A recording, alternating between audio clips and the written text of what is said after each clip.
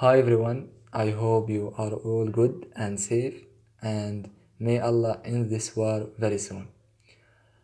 I am Saed Abolebda, and in today's presentation I am going to talk about how the Western media changed the narrative in favor to Israel in the ongoing war on Gaza.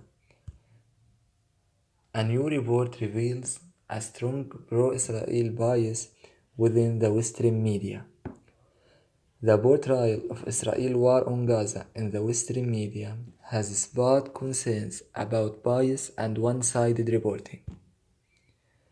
A recent study by the Center of Media Monitoring reveals a consistent favoring of Israeli narratives over Palestinians' perspectives. The report delves into extensive analysis of the war, examining over 180,000 video clips and approximately 26,000 articles from various Western media outlets. So let's look into some of its findings. First, the report found that Palestinians have been dehumanized as people. Israeli politicians were rarely, if ever, challenged on a statement where they have used dehumanizing language, such as calling Palestinians in Gaza human animals, or saying that Palestinian children brought this upon themselves. Whilst media outlets should report statements by Israeli politicians, they should do so with the appropriate context and should refrain from using dehumanizing language themselves. Second, yet the report found out that the Western media outlets have in fact frequently questioned the innocence of Gaza's people.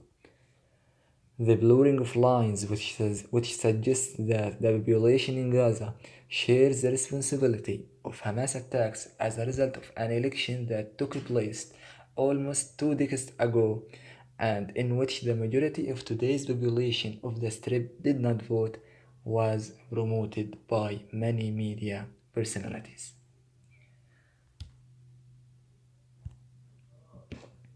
Third, according to the report, over 70 of the terms such as atrocities, slaughter, massacre were used in reference to the attacks against Israelis, and Israelis are about 11 times more likely to be referred to as victims of attacks compared to Palestinians.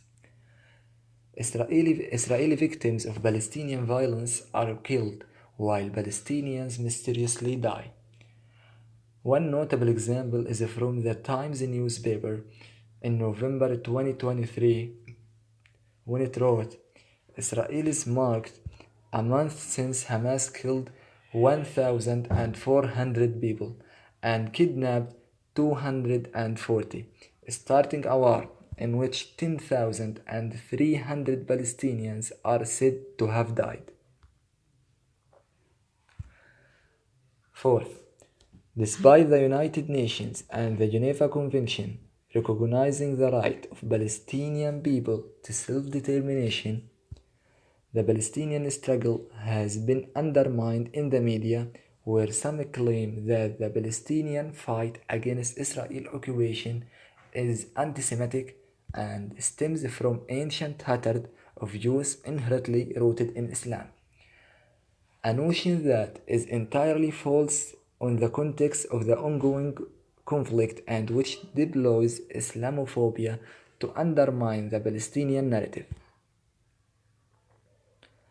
Center of Media Monitoring highlights the reaction of editor of Jewish News, Richard Ferrer, who described the Hamas attacks in the Express as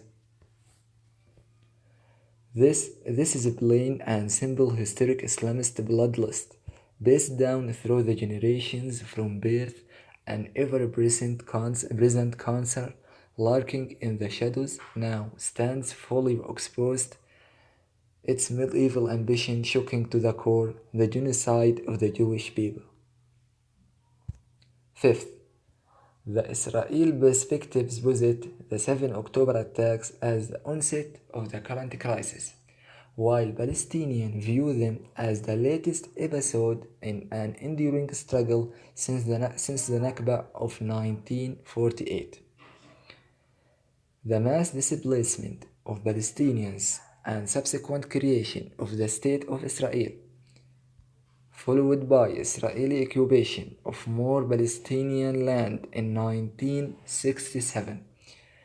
When reporting on Israel's ongoing war on Gaza, the Western media rarely provides the necessary context of the wider Palestinian struggle or acknowledges the historical context vital for audiences to grasp the circumstances possibly leading to the 7 October attacks.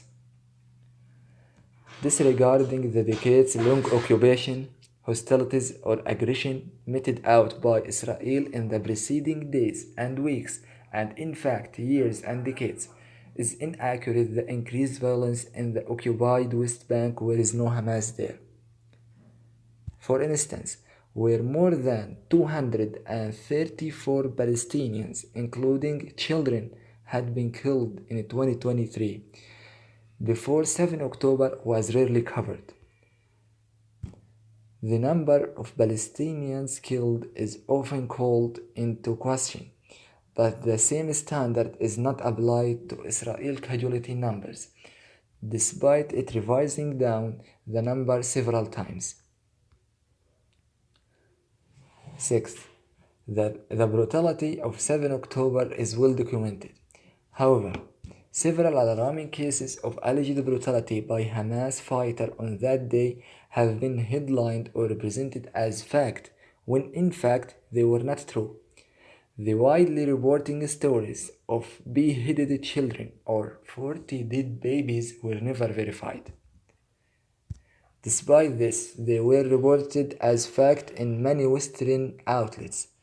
Throughout months of relentless Israeli attacks and a massive death toll of Palestinian women and children, biased pro-Israel coverage within the Western media continued despite evidence suggesting false Israeli claims on various incidents.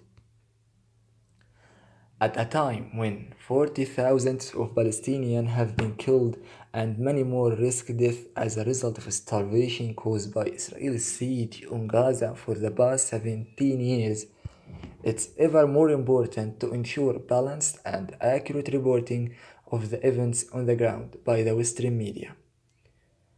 A clearer understanding of the situation may lead to an end to the bloodshed and ultimately peace. This was my presentation. Thank you for listening and for your time.